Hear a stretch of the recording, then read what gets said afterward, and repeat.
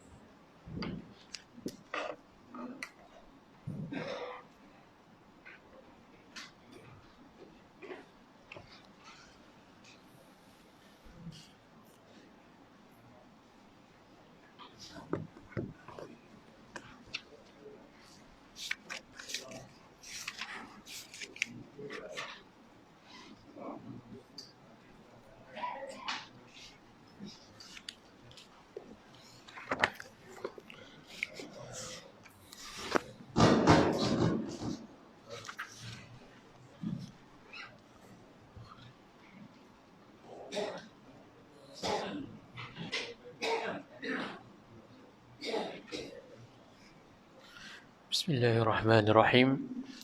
Assalamualaikum warahmatullahi wabarakatuh. Alhamdulillahirabbil alamin. Wassalatu wassalamu ala asyrafil anbiya'i wal mursalin wa ala alihi wa ashabihi ajma'in. Amma ba'd. Tentu yang dimuliakan oleh Allah Subhanahu wa taala, ibu dan ayah sekalian, marilah sama-sama kita merafakkan kesyukuran kepada Allah Subhanahu wa taala kerana Allah masih lagi menyayangi kita. Allah masih lagi memanjangkan usia kita dan memilih kita untuk duduk di dalam majlis ilmu. Tuan-tuan yang dimuliakan oleh Allah Subhanahu wa taala, ibu dan ayah sekalian, malam ini kita masuk hadis yang ke-9. Hadis yang ke-9. Dan kita sambung daripada pengajian yang sudah, muka surat 103. Hadis yang ke-9, muka surat 103. Tentu yang dimuliakan oleh Allah Subhanahu wa taala, ibu dan ayah sekalian, Rasulullah sallallahu alaihi wasallam bersabda, "Fa innama ahlakal ladzina min qablikum kathratu masailihim wa ikhtilafuhum ala anbiyaihim." Sesungguhnya golongan sebelum kamu telah binasa. Umat-umat yang terdahulu telah pun dibinasakan kerana mereka ini banyak bertanya. Banyak bertanya. Wa ikhtilafuhum ala anbiyaihim, dan mereka ini berbeza ataupun berselisih pendapat mereka dengan nabi-nabi mereka. Kalau nabi mereka mengatakan begini, maka mereka pun kata begini. Banyak soal dan banyak sangat bertanya. Hal-hal yang tidak ada kaitan dan tidak perlu pun bertanya. Ada di dalam hidup kita ini, ada perkara yang perlu ditanya. Mungkin dia adalah merawat kejahilan diri kita, jadi kena tanya. Kalau tak tanya, tak dapat jawapan, dan pastinya akan melakukan kesilapan. Seterusnya, sehari demi sehari, kalau tidak bertanya, benda itu menjadikan satu masalah dan tidak ditanya, maka tak boleh selesaikan masalah tersebut. Sehari demi sehari, maka kita pasti akan berada dalam kesilapan, sering melakukan kesilapan. Jadi tuan-tuan yang dimulakan oleh Allah Subhanahu wa taala, ibu dan ayah sekalian, mula sudah saya menceritakan berkaitan umum, berkaitan umum sangatlah berkaitan tentang pertanyaan. Dan kalau kita tengok, seperti bulan yang lalu saya sudah menceritakan berkaitan tentang sebab Nabi Musa AS juga bertemu dengan Nabi Khidir AS juga bermula dengan pertanyaan. Apabila Bani Israel bertanya kepada Nabi Musa, ayyun nasu a'lam, siapakah manusia yang paling alim, paling mengetahui, paling berilmu? Jawab Nabi Musa AS, ana. Jadi Bila mana sebut ana ataupun sebut saya, maka sesungguhnya menyebabkan satu teguran daripada Allah Subhanahu Wa Taala, menyebabkan perjalanan itu perjalanan ilmu, bermulanya perjalanan ilmu Nabi Musa alaihissalam dalam mempelajari seseorang yang lebih alim daripada Nabi Musa, iaitulah Nabi Khidir alaihissalam. Jadi tuan-tuan yang dimuliakan oleh Allah Subhanahu Wa Taala,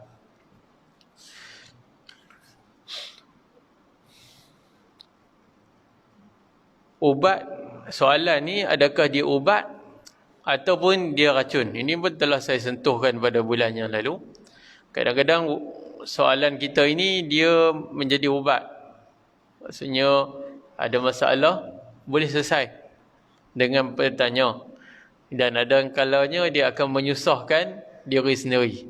Jadi tuan-tuan yang dimuliakan oleh Allah Subhanahu Wa Taala, sebab itu dalam satu benda kadang-kadang kalau duduk ramai-ramai lah, kawan budak-budak saya lah contoh dia. Dia kata jangan tanya ustaz banyak sangat. Ustaz nak kena buat buku apa?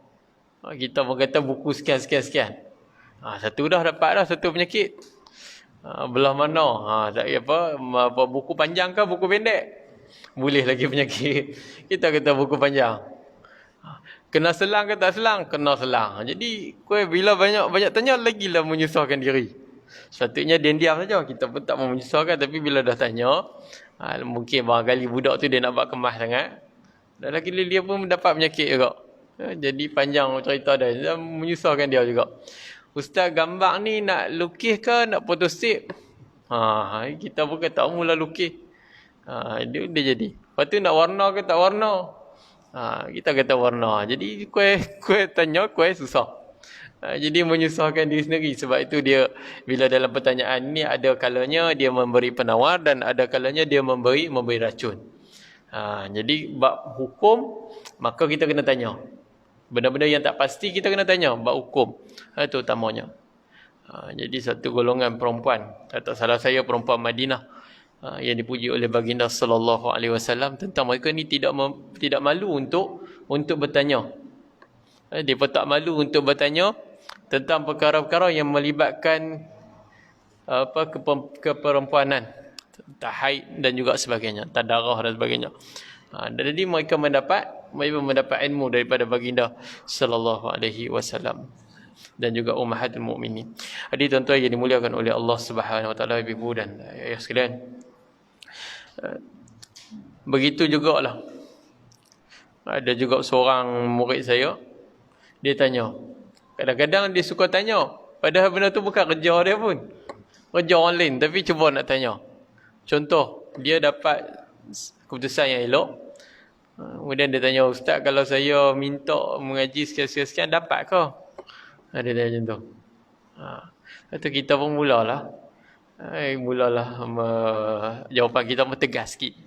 Macam saya kalau dia tanya benda-benda yang tak pasti ni, benda-benda yang bukan kerja dia sebenarnya, jadi saya akan bagi tahu itu bukan kerja kamu.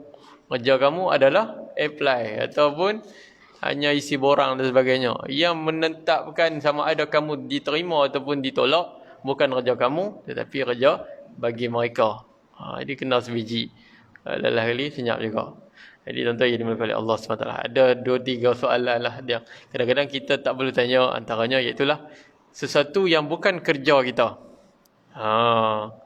Kalau tanya sesuatu yang kerja kita, mungkin dia menjadi penawar. Tetapi kalau bertanya sesuatu yang bukan kerja kita, maka barangkali akan menyusahkan kita sendiri.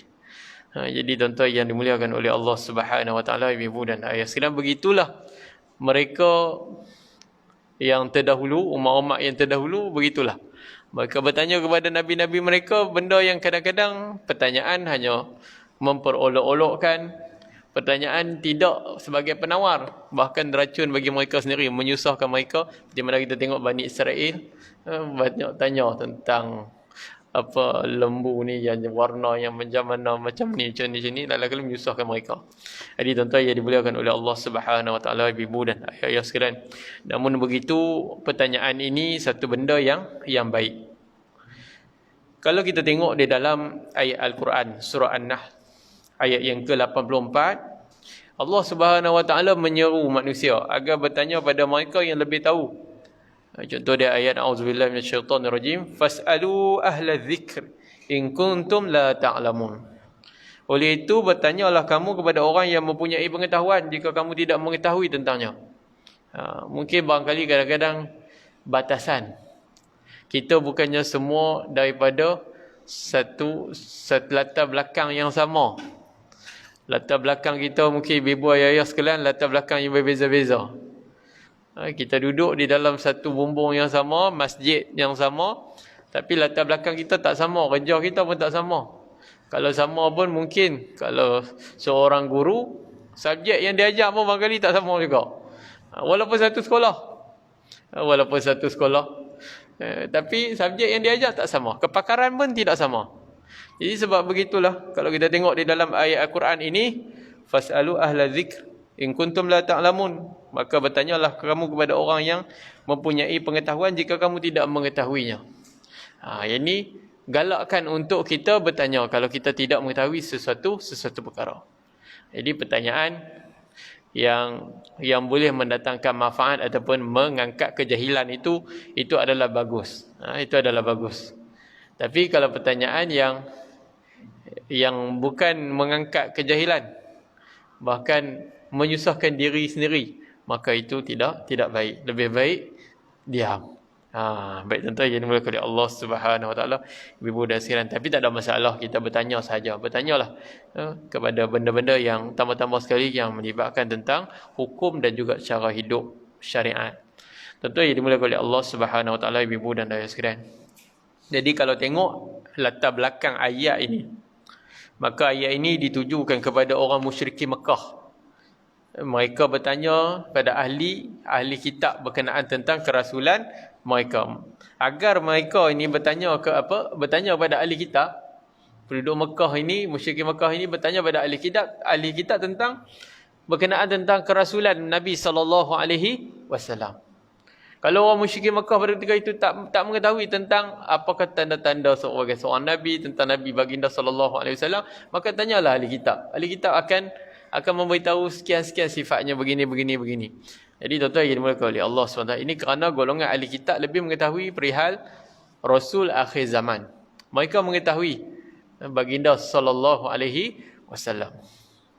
Jadi tuan-tuan yang dimuliakan oleh Allah SWT, walau dari segi dasarnya ayat ini ditujukan khas kepada golongan musyrikin Mekah yang mereka tidak bertanya kepada ahli kitab. Ayat ini turun kepada mereka supaya mereka ini bertanya pada ahli kitab tentang kerasulan baginda sallallahu alaihi wasallam. Namun bukan terhad saja kepada benda itu, bahkan ayat ini juga membawa mesej umum. Hendaklah kita bertanya kepada ahli dia. Ahli sesuatu bidang tersebut yang kita tidak mengetahuinya. Kalau kawan kita itu pakai ikon, mungkin kita akan tanya dia berkaitan tentang ikon. Kalau kawan kita itu pandai dari segi ilmu akhiratnya, kita akan tanya pada dia. Kalau kawan kita itu pandai dari segi pembinaan dan sebagainya, itu mungkin kita akan tanya dia. Sebenarnya pertanyaan kita itu sebenarnya menyelesaikan masalah yang kita hadapi. Jadi ini mesej yang secara umumnya hendaklah bertanya kepada ahlinya jika tidak mengetahui satu-satu perkara. Dalam masa yang sama juga, gaya bahasa Al-Quran terdapat ayat-ayat yang dimulakan dengan pertanyaan. Antaranya iaitulah tentang kisah-kisah di dalam surah Al-Kahf yang kita baca pada hari ini. Surah Al-Kahf ayat yang ke-83. A'udzubillahi minasyaitonirrajim wa yas'alunaka 'anil qarnain. Dan mereka bertanya kepada kamu tentang Zulkarnain. Jadi ayat-ayat yas'alunaka di dalam Al-Quran tu banyak. Mungkin tuan-tuan boleh tadabbur di dalam Al-Quran. Jika ditanya kepada kamu tentang madza tunfiqun, tentang apa yang kamu infakkan, Dan ayat-ayat yang lain lah banyak, yas'alunaka. Tapi ada satu ayat, wa idza sa'alaka ibadi anni fa inni qarib. Apabila ditanya kepada kamu tentang diriku, maka aku ini terus Allah SWT bubuh terus kepada jawapan, fa inni qarib, aku ini amat dekat. Jadi yas'alunaka ni maksud dia bertanya. Bila bertanya kepada kamu. Ini Allah SWT menerangkan kepada baginda sallallahu alaihi wasallam. Dan di situ ada jawapan di situ. Ada jawapan yang tentang menginfakkan harta mereka kepada siapa yang perlu diinfakkan harta mereka ini. Ada turutan. Wa bidzil qurba wal yatama wal masakin wa bisabil. Orang yang kita sepatutnya menginfakkan harta kita terlebih dahulu kepada adik-beradik, kepada orang yang terdekat, adik-beradik yang terdekat. Kemudian wal yatama kepada anak miskin, anak yatim. Wal masakin barulah orang-orang susah. Itu dia punya peringkat dia ada di dalam surah Al-Baqarah yang tak sempat saya semak, patut tadi saya semak, jadi terlupa nak semak. Ada di dalam surah Al-Baqarah berkaitan tentang kepada siapakah yang perlu diinfakkan harta itu, maka dijawab. Maka Allah SWT memberi penerangan di situ. Jadi infak pada adik-beradik yang terdekat, kemudian mungkin kepada wabil qurba wal yatama, kepada anak-anak yatim, wal masakin, dan juga orang-orang miskin, wa sabil, dan juga barulah Ibn Sabil. Jadi tuan-tuan yang dimuliakan oleh Allah Subhanahu Wa Taala, mungkin tuan-tuan boleh semak baliklah. Mungkin saya pun tak sempat nak tengok balik. Tapi dalam ayat itu dia jelas. Ada pertanyaan, ada jawapannya. Ada pertanyaan dan ada jawapannya. Tapi kadang-kadang bila kita tadabbur tentang ayat-ayat yang begitu, ayat-ayat pertanyaan itu, maka kita akan mendapati bahawa sebenarnya sepatutnya kita kena infakkan kepada adik-beradik kita terlebih dahulu. Tapi kita infakkan kepada orang lain yang susah lebih dahulu. Sepatutnya adik-beradik itu susah, kita tolong pada adik-beradik terlebih dahulu. Dia ada step-step dia ada peringkat-peringkat dia. Jadi tuan-tuan yang dimuliakan oleh Allah SWT, ibu dan silah, mungkin tadabbur yang pada malam ni kita boleh ambil lah. Bila saja kita jumpa saja yas'alunaka atau wa idza sa'alaka, maka kita ambil perhatian di situ. Ayat itu cerita tentang apa? Ada soalan di situ dan ada jawapannya di situ. Wallahu a'lam bissawab. Tuan-tuan yang dimuliakan oleh Allah Subhanahu Wa Taala, dari segi hadis yang lain tentang perihal yang saya rasa tuan-tuan mengetahuinya, tentang hadis yang diriwayatkan daripada Jabir radhiyallahu an, dan ada juga hadis yang diriwayatkan oleh Ibnu Abbas meriwayatkan seorang lelaki ditimpa luka teruk di zaman Nabi sallallahu alaihi wasallam. Kemudian dia tidur dan dia mimpi basah. Lalu orang sekeliling dia katakan, kamu wajib mandi. Tapi maka setelah dia mandi, dia jadi apa? Dia meninggal dunia. Dia meninggal dunia. Jadi tatkala sampai perkabaran ini pada baginda sallallahu alaihi wasallam, lalu baginda dengan begitu terkilalah dengan peristiwa ini, dan mereka, kata Nabi sallallahu alaihi wasallam, mereka telah membunuhnya, semoga Allah membinasakan mereka. Bukan ubat kejahilan itu dengan bertanya. Dari sudut hadis yang lain juga diriwayatkan daripada Jabir radhiyallahu an, katanya kami keluar bermusafir, tiba-tiba seorang daripada kami terkena batu sehingga menyebabkan kepala dia luka. Terkena batu, kepala luka. Kemudian dia juga mengalami mimpi hingga keluarnya air mani itu. Selepas dia terjaga, dia tanya pada sahabat-sahabat dia, adakah ada keringanan bagi dia? Dia mimpi, kemudian adakah keringanan kepada dia untuk dia bertayamum? Maka mereka menjawab, kami tidak mendapati keringanan bagi kamu, dan kerana kamu mampu mendapatkan air. Sahabat-sahabat dia kata, tak ada keringan-keringan ni nak tayamum tak ada. Kamu kena juga. Bila keluar air, maka kena juga dengan air. Mereka berpegang pada gitu. Lalu bila dia mandi, dia pun meninggal dunia. Dan apabila kami menemui Rasulullah sallallahu alaihi wasallam dan bagi tahu kepada baginda sallallahu alaihi wasallam, qataluhumullah. Ala sa'alu idza lam ya'lamu fa innama shifaa'ul ayy. Soal, innama kana yakfihi an yatayammama wa ya'sir aw ya'siba syakka Musa ala jurhihi khirqah thumma yamsaha 'alayha wa yaghsila sa'ira jasadihi. Maksudnya apa? Qataluhumullah. Mereka telah membunuh dia dan Allah akan membunuh mereka. Dan kenapakah ala sa'alu idza lam ya'lamu? Kenapakah mereka tidak bertanya sekiranya mereka tidak mengetahui? Hanya dengan bertanya, fa inna masyifa'u 'ayyul su'al. Hanya dengan bertanya akan menghilangkan keraguan. Hanya bertanya akan menjadi penawar. Innama kana yakfihi ayyatayammama wa ya'sir. Sebenarnya kata Nabi SAW, memadai dia bertayamum wa ya'sir aw ya'siba, dan dia membalut lukanya dengan kain pacar. Sepatutnya orang yang tadi luka tadi tu, dia tak perlu kepada mandi. Dia perlu pada tayamum. Dia perlu pada tayamum. Itu adalah keringanan pada dia. Dan dia balut luka dia dengan kain pecah. Seterusnya apa yang dibuat? Ala juri khirfah thumma yamsaha 'alaiha wa yaghsila sa'ira jasadih. Dan seterusnya dia menyapu air di atas balutan itu, sahibul jabirah ataupun dan sebagainya. Maka dia disapu di atas balutan itu dan mandi keseluruhan tubuhnya. Jadi ada benda-benda yang, satu benda yang perlu ditutup, luka yang perlu ditutup yang tidak perlu kepada air. Jadi tuan-tuan yang dimuliakan oleh Allah Subhanahu Wa Taala, ibu-ibu dan ayah sekalian, ada keringanan. Sebenarnya kalau kita ditimpa musibah, sebenarnya ada jalan untuk keluar dengan cara bertanya.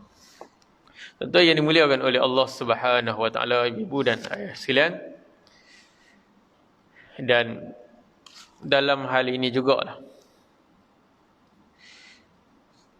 dalam soalan dan menuntut ilmu adalah dua perkara yang tidak dapat dipisahkan. Soalan dengan penuntut ilmu.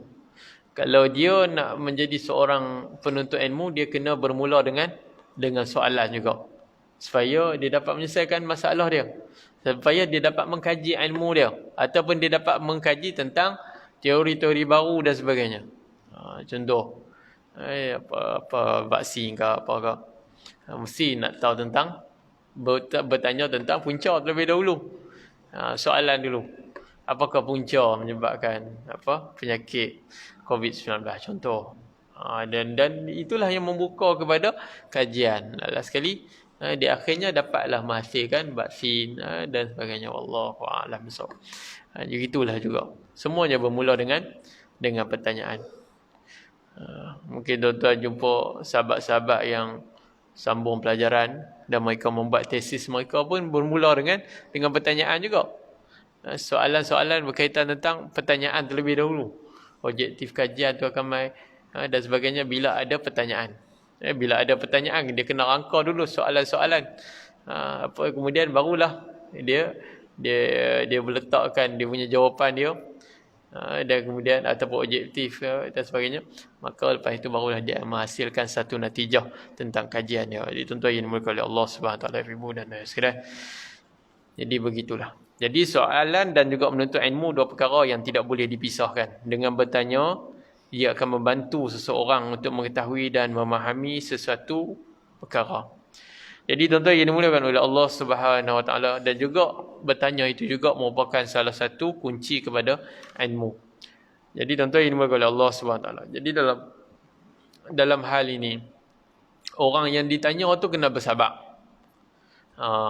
Bila orang tanya kita, kadang-kadang kena bersabar terlebih dahulu. Jadi ada orang kadang-kadang bila orang tanya dia kata yang tu pun tak tahu. Kena sedar. Jadi orang pun jadi lepas tu nak tanya jadi segan. Dia jadi macam yang tu pun tak tahu apa, dia boleh tiak dulu 3-4 dah, 5-6 dah. Dia benarnya jawapan dia tak sampai berapa minit. Tapi beletiak orang yang ditanya tu. Dia dapat pertanyaan, dia beletiak ambil kat setengah jam. Lepas tu baru dia bagi jawapan. Lah, rupanya jawapan tak banyak mana pun. Satu baris je. Tapi beletiak tu panjang. Jadi dalam adab seseorang yang ditanya, maka dia juga kena sabar.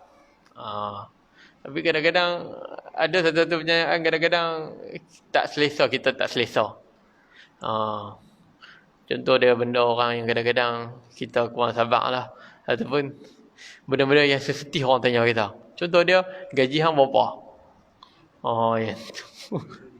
Yang tu yang benda-benda yang orang panggil peribadi, bersifat peribadi ni cuba elokkan untuk bertanya. Itu kadang-kadang orang yang kena ditanya tu pun kadang-kadang dia tak sabar. Dia kata yang ni mula lagi mula dia main. Macam saya sendiri pun dia tak kurang. Dia duk tanya, ada seorang Allah dia duk tanya 5-6 kali tentang gaji saya apa pening nak jawab. Jadi kita pun nak jawab tak jawab sebab salah, tapi kalau jawab pun tak mendatangkan manfaat untuk dia. Dia nak beramal ke dengan jawapan gaji kita tu tak juga. Jadi tak mendatangkan manfaat untuk mengetahui benda-benda yang kadang-kadang sensitif lah bagi kita. Kadang-kadang mungkin tuan-tuan ada privasi dia sendiri. Soalan-soalan yang kadang-kadang ada privasi, ada kalau bolehnya kita tak mau kongsi dengan orang. Jadi kadang-kadang ada di antara kita jenis macam tu. Contoh dia orang mai tanya kita, ni hang buat semua ni berapa? Rumah hang berapa? Kita nak sebut pun kadang-kadang menjadi masalah. Jadi kadang-kadang kita kena bersabar juga dengan soalan-soalan yang begitu. Dan kalau bolehnya kita kata maaf lah, rasanya macam segan nak jawab. Macam tu lah mula. Ataupun satu lagi orang kadang-kadang ada bila tanya soalan itu dia sensitif, bertanya tentang benda-benda peribadi, kadang-kadang melompat dia. Dalam orang yang tanya tu kena marah balik. Jadi kadang-kadang benda tu lah yang kadang-kadang menggugat kita punya emosi. Jadi tuan-tuan yang dimulakan Allah SWT, kalau jumpalah dengan orang yang begini, macam mana nak buat? Kita kata maaf lah tak boleh jawab, atau benda ni sensitif sikit. Jadi privasi betul privasi, benda-benda yang privasi. Benda-benda yang sebenarnya kalau kita jawab pun tak menguntungkan dia pun. Tak memberi apa-apa. Bahkan kalau jawab lagi jadi racun. Contoh dia kata, ya Allah dia ni mewahnya. Sudah. Banyaknya gaji dia. Tapi dia tak nampak lagi komitmen yang kerja dah keluar duit tu. Jadi dia akan prasangka pula lepas tu. Lebih baik kita jangan, kalau bolehnya kita elokkanlah menjawab soalan-soalan begitu. Kalau melibatkan tentang privasi diri kita sendiri, ataupun kita kalau bolehnya kita jawab dengan baik, kita minta maaf lah, segan nak jawab. Kata yang tu mudah. Jadi tuan-tuan jadi berkala Allah Subhanahu Wa Taala. Jadi dalam benda-benda macam ni kadang-kadang memerlukan kepada kesabaran. Dan kadang-kadang kita ni orang yang mengetahui tentang sesuatu perkara itu. Dan kadang-kadang benda-benda yang orang tanya kita ni kadang-kadang boleh menyebabkan kita meninggi diri, sombong dan sebagainya. Yang ini pun satu masalah juga. Bila kita diterima satu soalan, maka bersabar dan bertenang. Itu yang lebih mudahnya. Dan yang paling penting, respon mereka kelak akan lebih berhikmah buat yang bertanya. Jadi respon dengan penuh yang berhikmah kepada orang yang bertanya. Dan selalunya dalam keadaan pertanyaan ini kadang-kadang memperlekehkan orang yang bertanya. Ini pun satu masalah juga. Dia tanya. Dia tanya satu-satu perkara pada kita tahu jawapan tu. Tapi mungkin menyebabkan kadang-kadang tak tahulah, kadang-kadang kita rasa nak melawak dengan dia ke apakah kita memperlekehkan orang yang bertanya itu. Memalukan diri dia sendiri dan sebagainya. Jadi tuan-tuan yang dimuliakan oleh Allah Subhanahu Wa Taala, mungkin dia bertanya kerana dia tidak mengetahui. Maka mereka berhak untuk mengetahui. Dia tanya, jangan memperlekehkan soalan seseorang itu. Bahkan maka mungkin barangkali juga dia nak mengetahui. Jadi dia berhak untuk mengetahui. Kita yang ada sedikit ilmu, dia tidak ada ilmu, maka dia berhak untuk mengetahui. Jadi tuan-tuan yang dimuliakan oleh Allah Subhanahu Wa Taala, ibu dan ayah sekalian. Jadi mungkin dia keliru dan dia perlu kepada jawapan. Dan janganlah dihedik orang yang bertanya, seperti mana surah Ad-Duha dijelaskan ayat yang ke-10.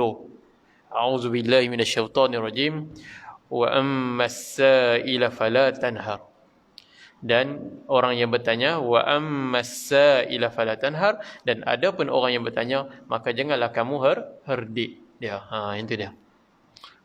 Kalau yang tu tak boleh, contoh dia. Yang tu pun tak tahu. Tapi yang paling sedap sekali, awaklah bodoh sangat. Yang ni ayat ni kena tu berdengar telinga. Jadi tuan-tuan yang dimuliakan oleh Allah Subhanahu Wa Taala. Saya pernah tanya pada seorang hamba Allah tentang satu soalan. Satu benda yang saya perlu dan saya kena dapatkan benda tu. Benda yang penting sangat. Benda ni baru je terjadi minggu lepas. Saya kata, saya nak benda ni. Saya ambil semua ke? Saya kata kat dia. Tengah-tengah pagi-pagi buta, dia kata, jangan jadi bodoh sangat. Saya pun mula nak balas juga. Kalau jadi bodoh, tak jadi cikgu. Jadi kata nak bubuh macam tu, tapi dia fikir-fikir, aku malas nak layan dia. Tapi lagi aku jadi jadi panjang pula. Jadi dia kita tak fikir hang lah. Lagi aku balas semua lagi, apa dah muka hang lagi. Jadi macam tu kita pun jadi mula-mula nak marah. Pagi-pagi buta, lepas subuh kena maki dengan orang lah. Jadi tuan-tuan yang dimuliakan oleh Allah Subhanahu Wa Taala, ibu dan ayah sekalian. Jadi kadang-kadang benda itulah yang menyebabkan. Sepatutnya dia tak perlu mengatakan begitu, dan dia tidak perlu herdik dengan ucapan-ucapan yang menyakitkan hati. Kalau tak mau bagi, abang kata tak mau bagi. Kalau nak bagi, bagilah. Ambil lah satu dua, cakaplah elok-elok. Sekali kita balas semua lagi baru dia tahu. Jadi menyusahkan diri dia juga. Jadi tuan-tuan yang dimuliakan oleh Allah Subhanahu Wa Taala, ibu dan ayah. Jadi gitulah kehidupan. Kehidupan apa orang panggil warna-warni kehidupan batin. Warna-warni kehidupan batin. Macam itulah kita akan jumpa orang yang jadi kadang-kadang dia tak reti nak menghargai orang lain. Jadi tuan-tuan yang dimuliakan oleh Allah Subhanahu Wa Taala, ibu dan ayah sekalian. Jadi begitulah, wa ammas sa'ila fala tanhar. Adapun orang yang bertanya, maka janganlah kamu herdik. Mungkin ada keraguan yang ada pada diri dia yang memerlukan kepada penjelasan. Jadi tuan-tuan yang dimuliakan oleh Allah Subhanahu Wa Taala, ibu dan ayah sekalian. Jadi itu mukadimah kita lah kot. Baik, kita sambung pada kitab. Wallahu a'lam bissawab. Jadi tuan-tuan kalau tanya, saya tak ada masalah. Saya boleh jawab. Kalau saya mampu jawab, saya mampu jawab. Kalau saya tak mampu jawab, saya kena rujuk terlebih dahulu. Jadi janganlah takut untuk bertanya. Wallahu a'lam. Baik.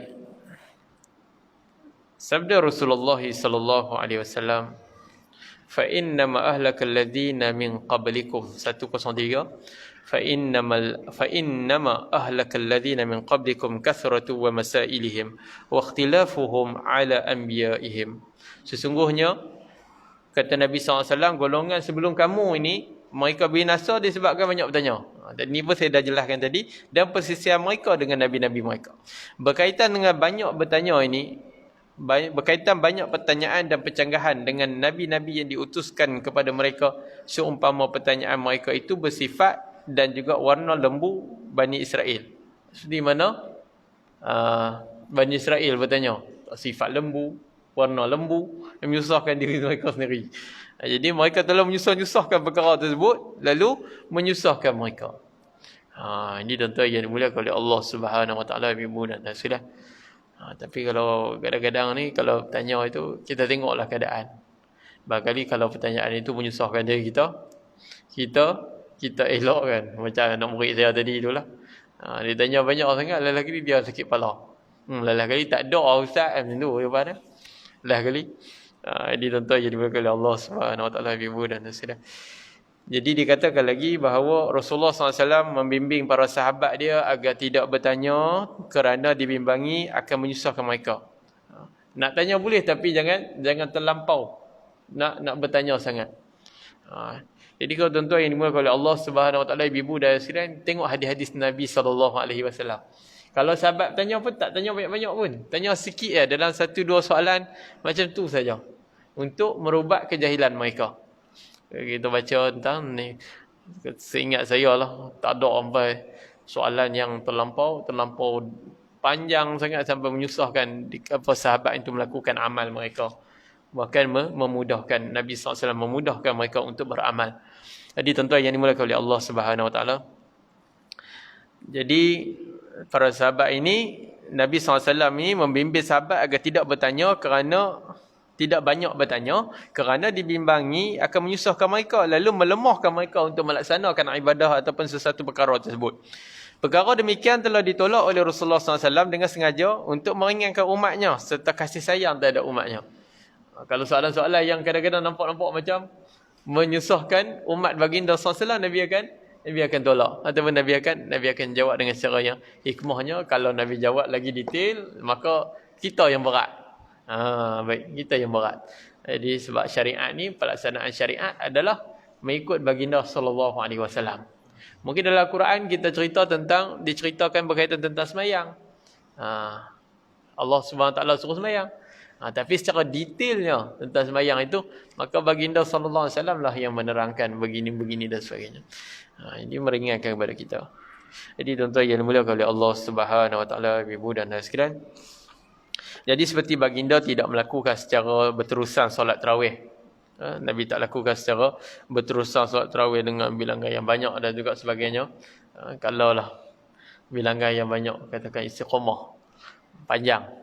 Ada yang orang kadang-kadang dia mampu berapa rakaat, 2 ke 4 aja. Dia mampu 8 saja. Ada yang mampu 20. Ada yang boleh bubuh lagi 30 pun ada. Ada macam-macam lah. Yang mereka mengikut kemampuan mereka. Jadi tuan-tuan yang dimuliakan oleh Allah Subhanahu Wa Taala, ni kita tarawih pun tak lama dah. Jadi biasanya 20. Ada yang orang tarawih pun begitu juga. Ada masjid dia baca ayat-ayat minit. Ada masjid satu ayat, 2 ayat. Ada masjid satu juzuk, 2 juzuk satu malam. Masjid kat mana? Masjid dekat, ada satu masjid tu di belah-belah batas tu lah. Saya tak mahu sebut nama masjid tu. Tuan-tuan kalau kuat pergi sembahyang kat situ. Jadi semasa satu malam 2 juzuk. Satu malam 2 juzuk. Dahsyat tu. Satu malam 2 juzuk. Jadi tuan-tuan yang dimuliakan oleh Allah SWT. Biasanya standard satu malam 1 juzuk. Mereka ni 2 kali khatam. 2 kali khatam Quran dalam sembahyang. Tapi ustaz yang baca tu pun suara sedap juga lah. Memang sedap sungguh kita kalau sembahyang tu tak terasa sangat. 2 juzuk dia baca. Dia baca apa sedap, orang hafiz Quran. Jadi dia baca. Dia ada bunyi macam apa, suara dia tu boleh tiru Masjidil Haram punya imam tu. Imam Syuraim ke apa, saya tak ingat. Sedap sungguh baca. Lah ni ramai dah imam-imam ni dia boleh buat macam kat Mekah tu. Jadi bubuh habis 2 juzuk pun tak terasa. Jadi tuan-tuan yang dimuliakan oleh Allah Subhanahu Wa Taala, ibu dan ayah sekalian. Jadi begitulah, kerana dibimbangi akan menjadi kefarduan kepada umatnya. Tapi kalau tentang benda-benda fardu ni, Nabi tekankan sungguh-sungguh tentang benda-benda yang fardu. Lalu Rasulullah SAW bersabda, "Iza amartukum bil amri fa'tu minhu mastata'tum wa ma nahaitukum anhu fajtanibuh." Apabila aku suruh kamu melakukan satu perkara, maka kejarlah sedaya upaya kamu. Kamu hanya mampu begitu, kamu buatlah begitu. Tapi kalau aku tegah kamu melakukan, maka jauhi dengan sesungguh-sungguhnya. Jadi tuan-tuan yang dimuliakan oleh Allah Subhanahu Wa Taala. Jadi kalau dalam ibadah ni kadang-kadang mengikut kemampuan kita. Tasbih contoh dia. Kadang-kadang kita ada orang dia mampu kira menggunakan jari. Menggunakan jari 3/3. Ada orang tak mampu. Kira 3/3, maitan dia jadi 15. Itu tak apalah, nasib baik dia 15. Ada yang ni kita dah tunggu bila dia nak berhenti ni. Ni bukan dekat 15, 30 kali 2. Jadi 60. Subhanallah, dia duduk kira-kira ni dah 3/3 dah ni. Dia masuk round 2, round 3. Jadi rasa lain macam ni. Tapi tak ada masalah. Ada orang yang jenis dia zikir, dia kena guna tali zikir. Tali zikir tu tasbih. Saya pun baru dapat ada seorang kakak Sarawak. Dia pun nak bencin dah. Dia kata tali zikir. Ada orang dia kata menggunakan tali zikir buat ibadat. Kami heran benda apa dia nak terang ni tali zikir ni. Rupanya tasbih. Tasbih rupanya. Makna dia tasbih. Jadi dia ada orang yang jenis menggunakan tasbih. Dia ikut kemampuan masing-masing. Jadi kita tak latar belakang yang berbeza-beza. Ada orang dia ibadah dia begini. Mengikut kemampuan dan juga kesesaan seseorang. Kesesaan seseorang. Memang dia nak lakukan benda sunat itu. Dia memerlukan kepadamu. Ada orang kadang-kadang dia kata dia tak boleh beribadat kalau duduk bilik tak ada aircon. Dia kata tak tahan lama. Dia kata hangat lagi. Dia kata dia kata baca Quran pun tak boleh pijuh. Dia kata memang tak larat. Panas-panas ni lagi tinggal tu. Tak apa, dia mampu untuk dia beli aircon. Dia belilah, pasang lah aircon. Elektrik dia yang bayar. Jadi dia mampu untuk kesesaan contoh dia. Mungkin dia boleh dengan aircon tu dia boleh boboh Quran, baca 2 juzuk 3 juzuk berbanding dengan dia tak ada aircon. Buatlah macam mana pun. Yang penting mengikut kemampuan masing-masing. Sebab tu kadang-kadang kita tak boleh menyamakan seseorang dengan seorang. Mungkin dia juga terbiasa dengan kemewahan, dia terbiasa dengan kesesaan. Tiba-tiba dia nak jadi susah ni, menyebabkan patih pun tahu benda ni. Dia akan jadi macam susah.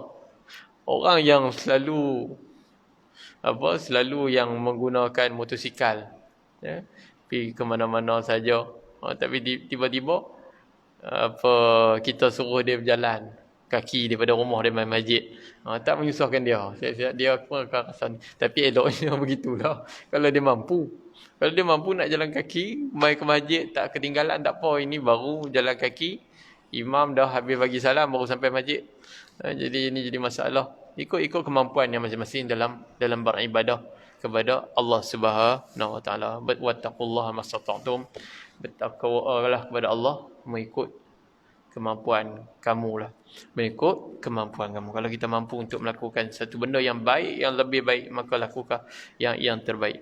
Itu adalah hadis ni begitu jelas. Jadi dikatakan lagi, janganlah kamu banyak bertanya agar soalan-soalan kamu itu tidak menjadi jalan yang membawa kepada kesukaran kepada kamu. Dengan kesukaran itu kamu akan binasa sebagaimana golongan sebelum kamu yang telah dibinasakan perkara-perkara tersebut. Jadi melakukan perkara mengikut kemampuan. Tapi bila tanya banyak-banyak ni dia jadi berat. Bila jadi berat akan menyusahkan diri sendiri.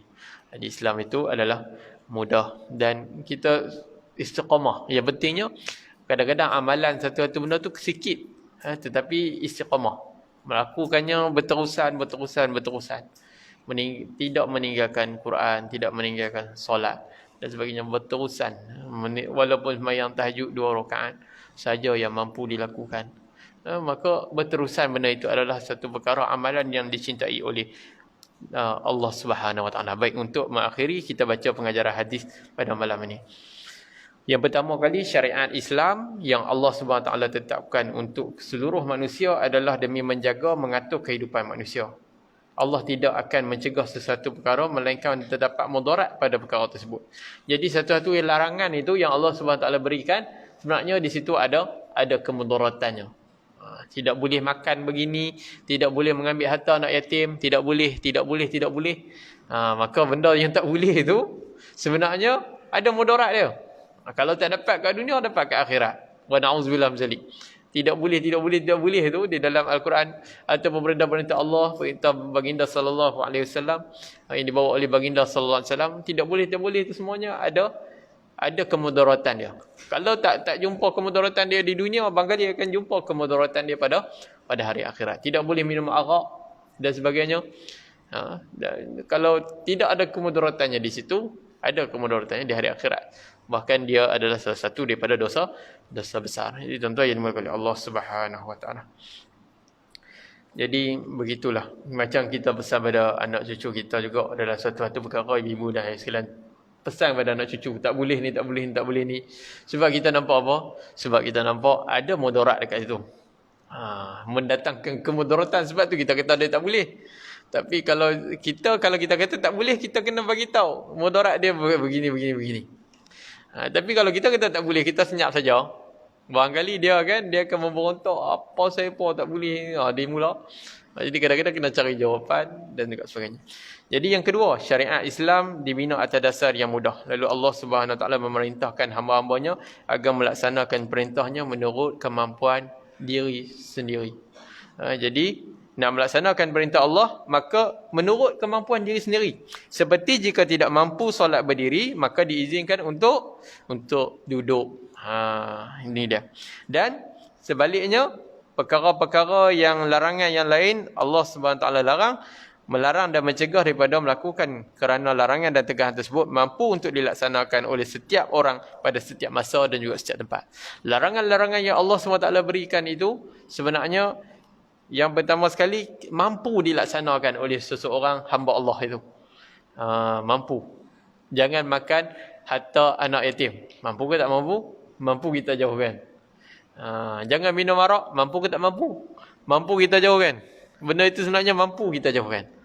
Cuma manusia ini ada pilihan dia, dan dia yang memilih untuk melakukan benda tersebut. Melakukan satu larangan dan sebagainya. Jadi tuan-tuan yang dimaksud Allah SWT, dan setiap masa dan juga setiap tempat. Dan yang ketiga, Islam melarang penganutnya banyak bertanya yang bertujuan untuk tidak melaksanakan perintah tersebut. Banyak tanya kalau nak buat apa, tapi banyak tanya sebab tak mau buat perintah tersebut. Jadi itu antara pengajarannya. Dan bahkan pertanyaan itu menyusahkan. Hal ini kerana tidak membuahkan amalan, sebaliknya membuka ruang kejahatan dan juga kemalasan. Kalau ni ditanya tu supaya ringan. Ringan kepada dia. Dan keempat, tanggungjawab setiap Muslim berusaha sedaya upaya untuk memastikan setiap perintah Allah SWT dapat dilaksanakan dengan sepenuhnya. Sekiranya masih tidak berkemampuan, hati tetap kuat, kukuh untuk melihat ia dapat dilaksanakan dengan sebenar pada masa yang akan datang. Jadi, tanggungjawab setiap Muslim dia berusaha untuk memastikan setiap perintah Allah SWT itu dapat dilaksanakan dengan sepenuhnya. Dan sekiranya masih tak mampu, hati dia kena ada kukuh, kuat. Ya. Melihat ia dapat supaya dia melihat dapat dilaksanakan dengan sebenar pada masa yang akan datang. Tak apalah bagi diri dia tu, dia kata mudah-mudahan aku mampu pergi. Contoh dia Mekah lah kita katakan. Mekah ni pada orang yang berkemampuan. Jadi segi kemampuan dari segi fizikalnya, kemasukan dari segi materialnya dan sebagainya. Macam-macam berdasarkan kemampuan.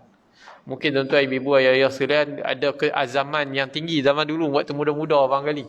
Ada keazaman waktu muda tu, mungkin barangkali tak mampu lagi nak pergi ke Mekah untuk menunaikan haji, tapi ada azam tu, ada menabung lala kali cukup dan sebagainya, maka boleh pergi. Ada kemampuan untuk melaksanakan ketaatan tersebut.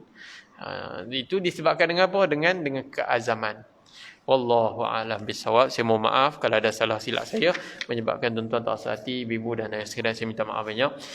Dan insya-Allah pada bulan yang akan datang kita akan masuk hadis yang ke-10. Hadis yang ke-10. Wallahu a'lam. Aku li hadza wa astaghfirullah li wa lakum. Saya mohon maaf kalau ada salah silap. Assalamualaikum warahmatullahi wabarakatuh. Bismillahirrahmanirrahim. Alhamdulillahirabbil alamin wassalatu wassalamu ala asyrafil anbiya'i wal mursalin wa ala alihi wa ashabihi ajma'in. Allahumma ighfir lana dhunubana wa liwalidina warhamhuma kama rabbawna shighara wa 'adil muslimin wal muslimat wal mu'minin wal mu'minat ahya wa bi rahmatika ya arhamar rahimin. Rabbana atina fid dunya hasanah wa fil akhirati hasanah wa qina 'adzaban nar. Wa sallallahu Muhammad wa ala alihi wa ashabihi ajma'in. Walhamdulillahirabbil alamin. Takbir.